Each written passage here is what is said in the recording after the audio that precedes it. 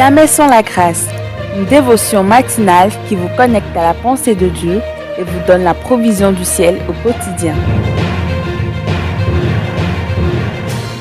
Bonjour chers amis, chers internautes, chers téléspectateurs, nouvelle journée, nouvelle provision. Bienvenue dans cette deuxième dévotion de cette semaine. Précieux Jésus, nous inclinons nos têtes devant toi, nous t'élevons, nous t'exaltons.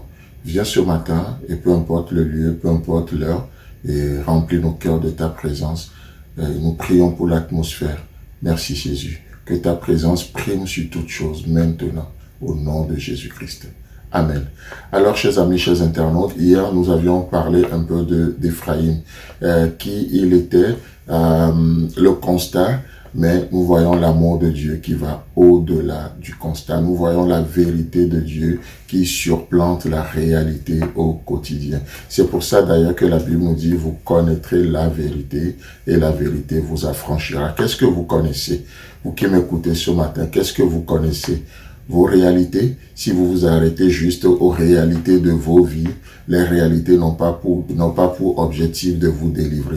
Les réalités n'ont pas pour objectif de vous sauver. Ce qui délivre, ce qui sauve, c'est la vérité. C'est pour ça que la Bible dit, vous connaîtrez la vérité et la vérité vous affranchira. Amen. Jean chapitre 8, le verset 32. Et ce matin, nous sommes appelés à aller au-delà de nos réalités. Quelle est ta réalité? Je ne la connais pas. Je ne connais pas forcément ta réalité, mais je connais la vérité. La vérité, c'est une personne, la personne de Jésus-Christ. D'ailleurs, c'est pour ça que dans Jean chapitre 8, le verset 36, il est dit, et si le Fils vous affranchit, vous serez réellement libre. La vérité n'est pas juste une philosophie. La vérité n'est pas juste une pensée. La vérité, c'est une personne, la personne de Jésus-Christ. Et elle vient, cette personne, pour faire une œuvre de libération dans nos vies, dans nos cœurs, dans nos pensées, et il nous libère de nous-mêmes, il nous libère des chaînes, il nous libère de l'enfer, il nous libère de tout ce qui tente de nuire à notre vie. Amen. C'est pour ça que nous pouvons continuer dans Jérémie chapitre 31, le verset 28 ce matin, et Dieu déclare ceci, ça c'est la vérité. Dieu dit, et comme j'ai veillé sur eux pour arracher, abattre, détruire, ruiner et faire du mal. Donc Dieu va utiliser 5 verbes qui va caractériser le cœur de l'homme en réalité. C'est pas, en fait, ça peut caractériser l'œuvre de Dieu, mais c'est l'œuvre de Dieu sur le cœur de l'homme. Ça montre, au fait, l'état, comment le cœur de l'homme peut être dur. Avant même que Dieu ne puisse planter, avant même que Dieu ne puisse faire une œuvre de restauration, il est obligé, si vous me permettez cette l'expression, il n'y a rien qui oblige Dieu, mais c'est une façon de parler. Il est obligé de déblayer le terrain, de casser les forteresses qui s'élèvent, les raisonnements qui s'élèvent contre la connaissance de Dieu. Et ce matin, au travers de la puissance de l'Esprit Saint, nous amenons toutes ces pensées-là captives à l'obéissance de Jésus-Christ. Et donc, du coup, c'est cette œuvre-là que Dieu décrit ici. Et Dieu dit, j'ai veillé, je me suis privé de sommeil. J'ai veillé, je suis resté en arrêt pour faire cette œuvre-là.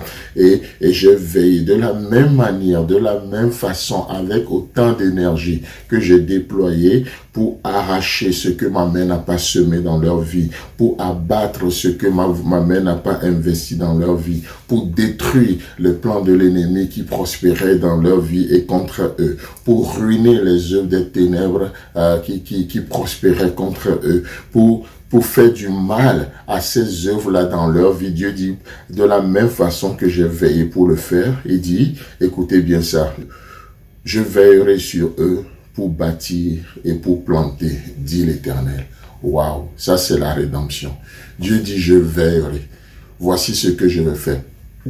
Tout ce que ma main n'a pas planté en vous, je vais, avec tant d'énergie, de détermination, je vais ruiner ces choses, je vais les détruire, je vais les abattre, je vais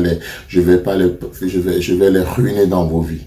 Mais avec la même détermination, qu'est-ce qui se passe? Je bâtis. Et avec la même détermination, je plante. Waouh! Et ça, c'est ce Dieu qui bâtit, c'est le bâtisseur, c'est le constructeur. Je ne sais pas qu'est-ce qui a été détruit dans ta vie, mais Dieu vient et dit, je vais le reconstruire. Je veux reconstruire cette relation-là. Je veux reconstruire cet appel-là. Je veux planter de nouvelles espérances. Je veux planter ces choses, peut-être à laquelle tu ne crois pas. Oh Seigneur, j'ai juste envie de te dire, viens ce matin et que ton œuvre prospère dans ma vie. Viens ce matin et que ton œuvre prospère dans tout plan, dans tous les domaines de nos vies, au nom puissant de Jésus-Christ. Amen. Si vous avez aimé cette émission, parlez-en à vos amis. Parlez-leur du message de la grâce et de ce qu'il fait dans vos vies.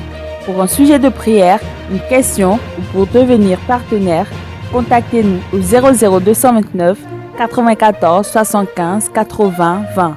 Que Dieu vous bénisse et à la prochaine. En attendant, pensez avec Dieu.